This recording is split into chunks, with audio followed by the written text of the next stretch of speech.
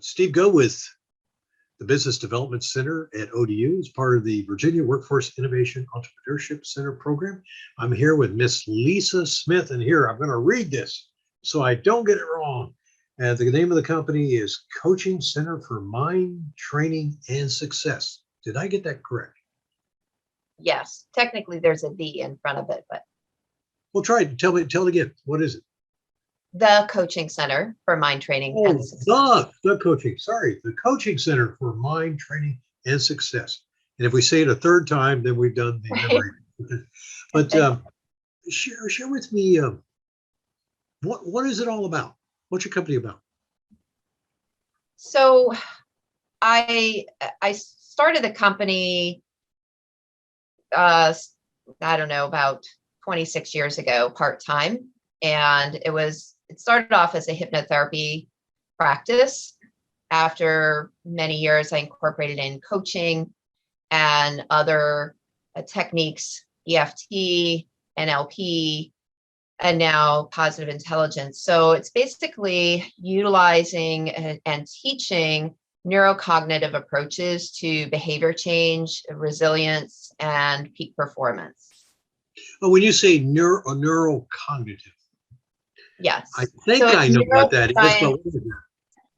Neuroscience-based techniques that help to change the way that we think and emote and respond in situations and in our daily life. So it's basically helping people gain control over their brains and how they're acting. So our thoughts and our emotions influence our actions, and our actions influence the results that we're getting. So if we're not happy with the results that we're getting, then we need to learn how to change the actions. But what's driving the actions is our thoughts and our emotions. Yeah, well, give me an example. Is it something like I'm at work and I get upset with somebody, or I just feel like, I'm just unmotivated? Is that? It could be either. It's either just your own, your own thoughts and your own emotions in the moment, or it can be your response to something that somebody did or said, or things going on in the world. And so we're constantly reacting to our environment, and oftentimes we're not reacting in the most favorable way, and we're creating outcomes for ourselves or others that are not very pleasant or helpful. And so a lot of times people just try willpower to change the way that they're thinking and change their habits and their conditioned responses. But the conscious mind is not designed for helping to create quick and lasting behavior change. The subconscious mind does that. So you work with how to give them the techniques. I would think, especially with the pandemic, that there are people returning to work. There was a study I heard about where they were finding out that people were coming back to work and they were cussing, using profanity, where they wouldn't normally do it at work, but for some reason, being locked up for a few years now, if they're coming in, they've picked up some little bit of habits. Would that be something? There'd be an example of that?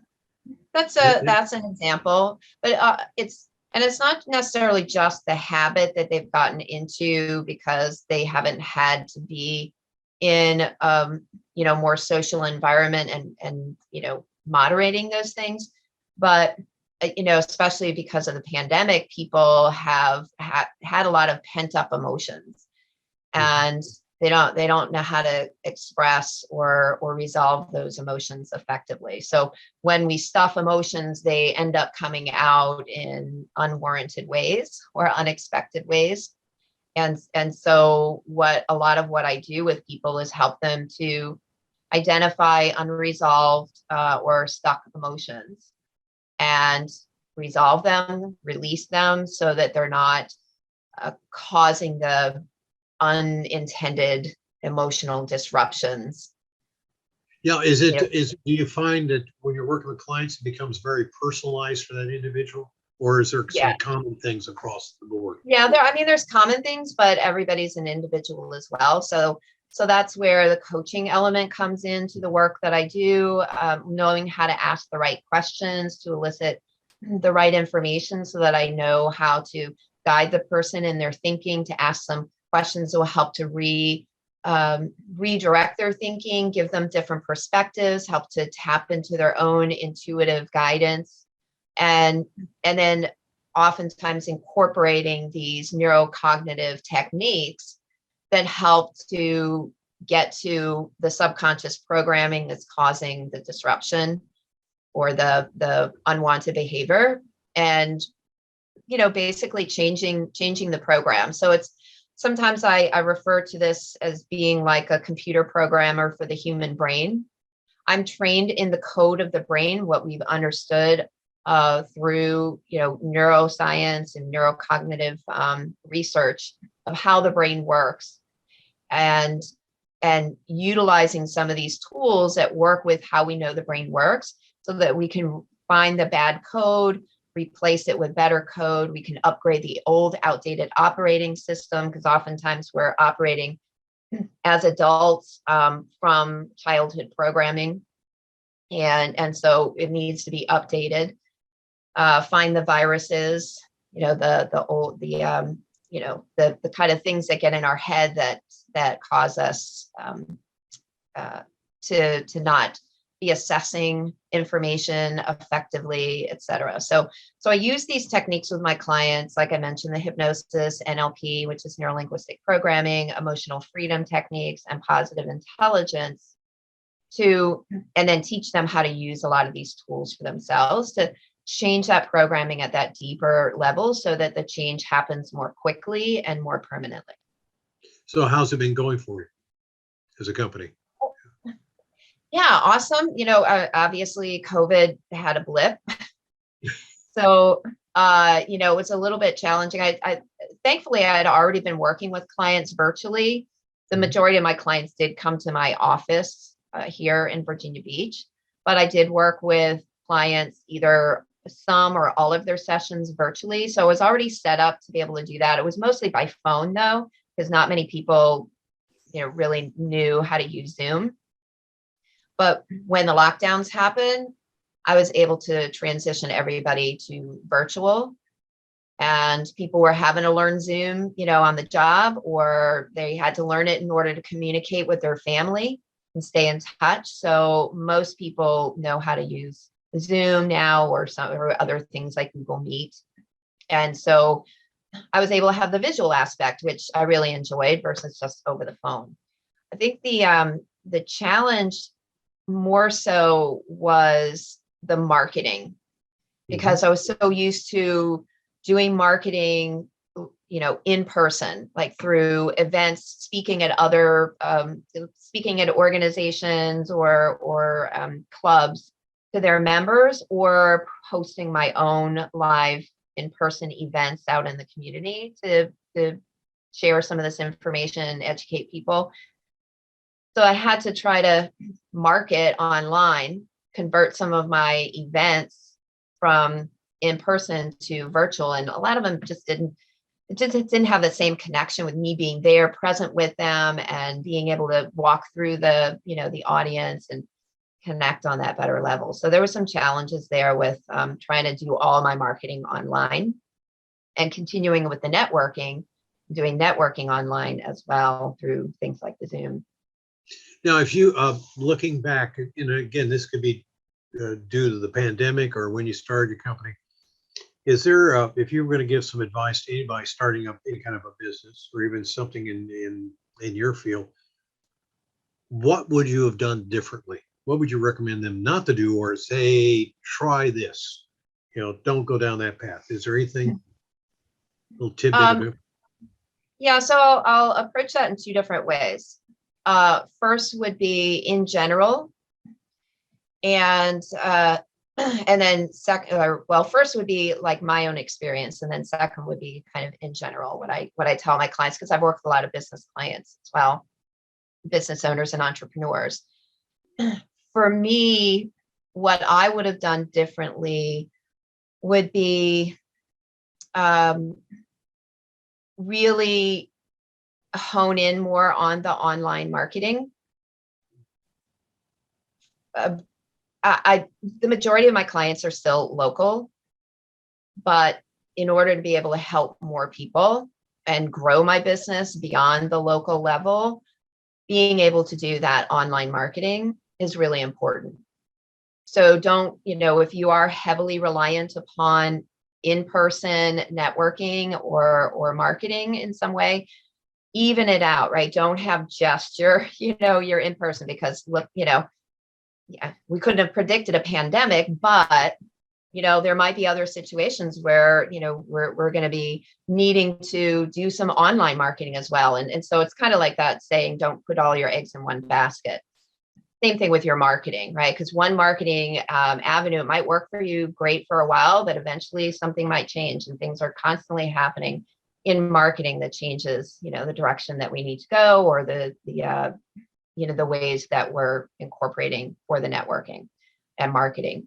So that would be my one thing, because that really impacted me. Mm-hmm. And it probably impacted others as well, who were strongly reliant on in-person connecting in some way for their marketing. The in general, I would say, is don't just focus as a business owner to improve your business on the sort of the practical skills. Also work on your mindset, because your mindset trumps everything else. I actually, through the ODU Innovation Enterprise Center, was able to get a contract that was part of a grant where they were training people how to start their own business. And I think it was like a 6-week program or something. Yeah. Well, what they noticed is that they taught all these people how to start their business. They taught them all the practical skills. And by the end of the program, and within 6 months after, the majority of people either hadn't even started the business yet, or had started and stopped. And it's not because they didn't know what to do. Like, they looked through the business plan, they got the business plan approved or modified to make sure that it was sound, and that, they had everything in line to follow through on, to take the action on. But why weren't they? Well, that's because of all the garbage up there, right? The fears, the doubts, the old limiting beliefs. And that's what will stop most people every time. You can know what to do, but still not do it. And so you need to spend as much time on, and oftentimes, invest in things that will help you with that mindset and improving your mindset, so that you're not impeding your own progress of taking the practical, actionable steps to start or grow your business, or even deal with the normal ups and downs that are going to be a part of being in business, right? It's not just this, it's not a smooth line. It can be a roller coaster. And unless you're resilient and you know how to adapt to those things, and you know how to move yourself past fears and doubts and inertia for taking the actions you need to, you're going to continually find yourself getting stuck, and oftentimes just, not even continuing with the business. So investing in the mindset work is absolutely crucial. So you think it's, again, as long as you're doing it, work your business plan, work all this, but then start looking at yourself and what's motivating you and what gets you up in the morning to do that. That's very, very good words of advice. If someone was, what you shared with us, if they were interested in finding out more about your company and the techniques that you use, or how you could help them, how could they reach you? How could they contact you? Well, the simple way is to find my website, which is the www.themindtrainingcenter.com. And then I've got all kinds of information in there about the ways that I work with people, individuals, as well as companies and teams, and also specifically with senior level female leaders. So I've got a community called Daring Feminine Leadership, which is creating the attributes of daring feminine leadership among senior level female leaders. And so people can find out all the different opportunities that they can have to work with me, the different trainings that I do, ways that we can co-create a solution to whatever their issue is, do a free assessment about that. People can email me directly at lisa@themindtrainingcenter.com. And my Google Voice number is 757-828-7960. You're a brave person to hand the phone number out, I tell you. Well, it's a Google Voice, so it gets filtered. Yeah, what we do recommend never give out your cell phone number unless you absolutely have to.